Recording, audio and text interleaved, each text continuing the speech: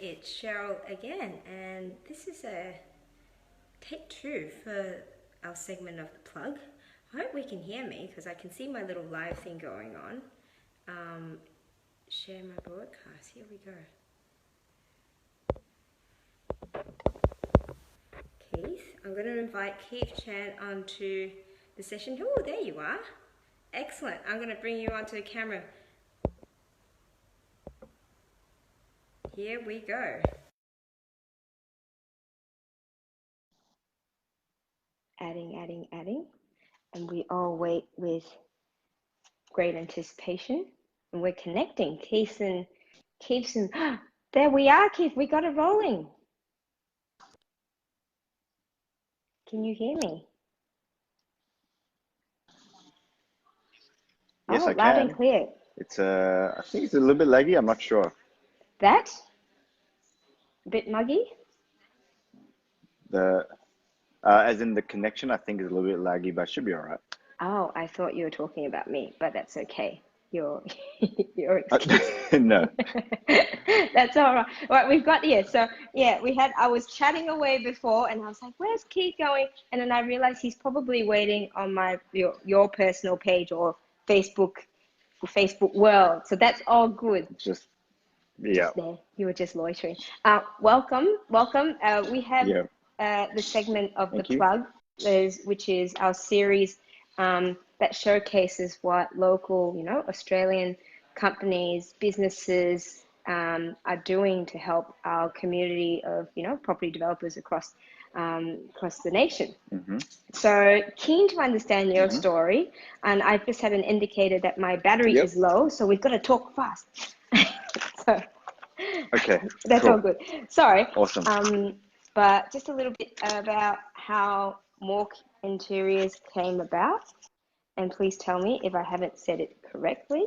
And how long you guys have been operating for. That's fine. So MORC Interiors is 3.5 years old now. It's almost coming to 4 very soon. Yeah. And it started with both my business partner and I were both uni mates. Both studied civil engineering, worked in construction for 3 years. We're both like project managers and structural engineers. Yeah. Right. But we kind of got tired of that 9 to 5 or 6 to 6 job every day, and we want to try to get into property. We want to try and get property development as well. Yeah. So we had no idea, no experience, no network, and we thought, why don't we try something different? And we found this niche in the market, this problem that we could potentially solve. The problem was that homeowners, when they get the keys to their new apartment, it looks really empty. They can't really visualize how they can live in this space. It's so hard to furnish the space as well. They don't know where they can get all the furniture. It takes too long. Yeah. So we thought maybe we can simplify that whole process. And very quickly, we got our first client and then got a second client. And now we're, 3.5 years later, servicing a lot of investors, homeowners. And we also found out that our packages, our service, has been helping a lot of investors get a higher return as well. And I think mainly because we help a lot of, we really like to target tenants as well. We know what tenants want, so we really make it look attractive. And if tenants are lining up to live in these apartments, then they want to pay a premium for it as well. Yeah, so. Fabulous. So who is your, market that you're mainly catering to? Is it the developers that are mainly your clients, or is it the investors? So I think probably the direct people that we work with, the clients, would be the investors. We do partner with a lot of developers. They would select us as the preferred supplier to share our services with homeowners, investors in the whole building, right? But we will work directly with the investors. In some occasions, maybe we will work with developers as well. But a lot of times we help individual investors to try and maximize the rent that they can get for the investment property. So give me an example. We talk about increasing rent, and everyone wants to know how they can increase their rent. What sort of comparables are there that you can show us that say, okay, well, you've got a property that would have probably rented off for this. We've added this much of a package and it's increased it to this much. Can you give us an example there? Sure. So a similar apartment, actually in this building right here in Aurora. So there were, there's what, there's almost 1,000 properties, 1,000 apartments in this building. And 70% of it are renting, right? So immediately for an investor, you're already faced with a lot of competition. So what's going to make a tenant want to live in your apartment, right? And so if you kind of look at the rental market like a pyramid, at the bottom, there's an abundance of unfurnished properties, right? A lot of unfurnished apartments. So tenants, they can go in there, they can see, okay, so this is the benchmark for one bedroom could be about $450 to $500 a week rent, right? And when you move up the ladder in the pyramid, you look for a furnished property can range anywhere from a $30 to $50 increase for something like a partially furnished apartment. And on the high end, you're looking at anywhere from $50 to $100 or even $150 increase. So what we have done in this building, we want to professionally furnish and really, really intentionally design these apartments to target higher paying premium tenants like expats, doctors, young professionals who need these fully furnished properties, right? They want it to be absolutely ready, convenient, and they can just move in straight away, almost like a mini hotel. And so once you provide that, and you can start from $6 to $8,000, $10,000, depending on the number of bedrooms as well. And the increase can be anywhere from, like I mentioned, for one bedroom, can be from $50 to even $150 more.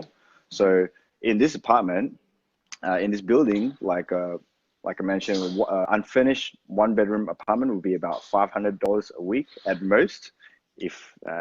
Okay, so you're talking about all the furnishings and appliances as well? Excellent. Correct. So everything cut down to the cutlery. So you're looking at cutlery is probably something that is an added on extra. So that depends on every person. So usually some clients, if they want to do like Airbnb or something, they have their own preferences.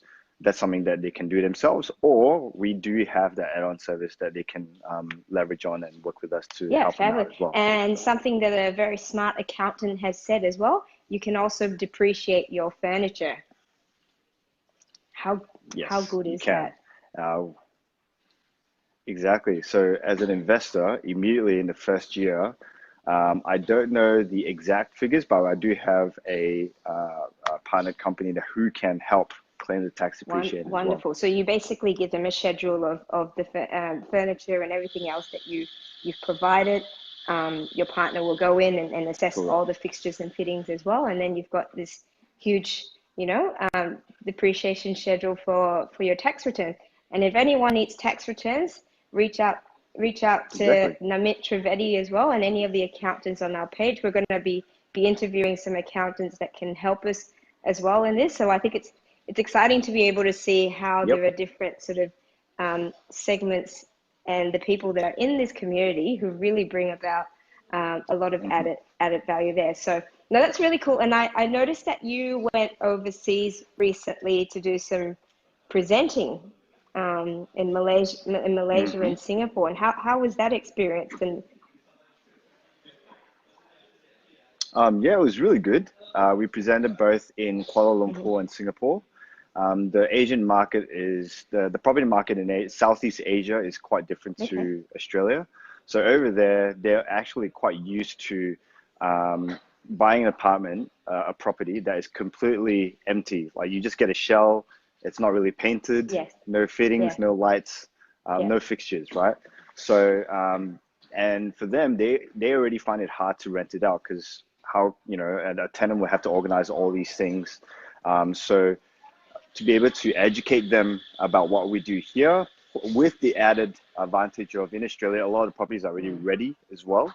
But when you provide this added on service and tenants are willing to pay a premium, and that increases your rent and resulting in a higher yield as well for investment property. They found it very, very insightful. And I think out of about 30 plus people. We got a few clients that signed on really quickly. That's so fantastic. It's really good. Excellent. So for any developers in our page and investors, how was the best way for them to reach out to you? Can you hear me? Yeah. So they are more than welcome to contact us directly on our Facebook page.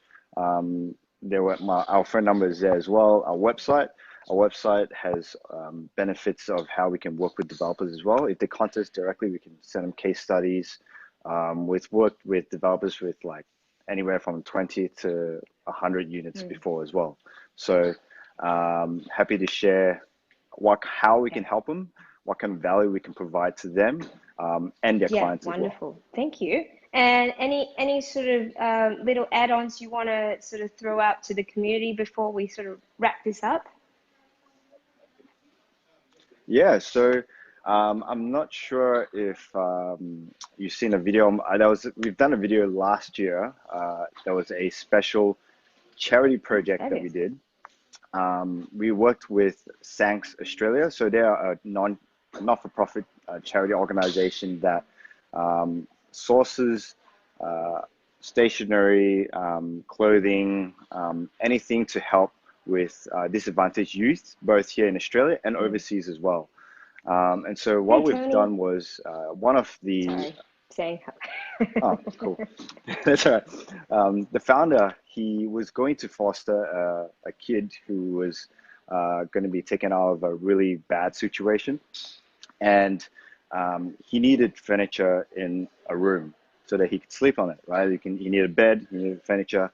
And so at that same time, we had an investor who had old furniture and wanted to try Airbnb. So we said, instead of selling your furniture, we're happy to take it. If you can donate to us, we're going to use this furniture and put it and use it to make over this room. Not just simply put furniture in there. We will find which furniture is in good quality, a good condition, and really make over that room so that it can feel like home and feel warm and safe for this foster kid. And we filmed that whole process on Facebook, so you guys can check it out. I'll pin it at the top today. Yeah, would really love to see it. That's fantastic to be able to give back to community as well. And I mean, that's really satisfying. And I'm sure, you know, the young, was it a boy or girl, sort of the foster child in any case? Yeah, it was a boy. I'm sure he was very, very touched by that. So good job, Keith, and well done for taking sort of the leap into, I guess, a fairly niche industry, but definitely. Oh, can you hear me? Oh no, you broke. Oh yes, there you are. We're back again. Yep, I can hear you now. Yes. So well done. And anyone that I said, you know, have a look at definitely. I spoke about developers as well, looking at styling their properties for sale when they're completed. How important that is in terms of bringing up your purchase price, because it allows people to see and feel what it's like to actually live in an area and what it can actually fit in an area. So definitely reach out to Keith Chen. Thank you very much for coming on to our segment, and I'll definitely catch up with you again very, very soon when I'm in Melbourne next time. And if you're in Sydney, give me a buzz and we'll have another Facebook Live face-to-face. Yeah, definitely. I think the first quarter next year we'll be in Sydney for Eco World's West Village. So fantastic. I'll give you a call then. Thanks, Keith. Thanks so much for your time today, and I'll see you later. Ciao. Bye. Thank you.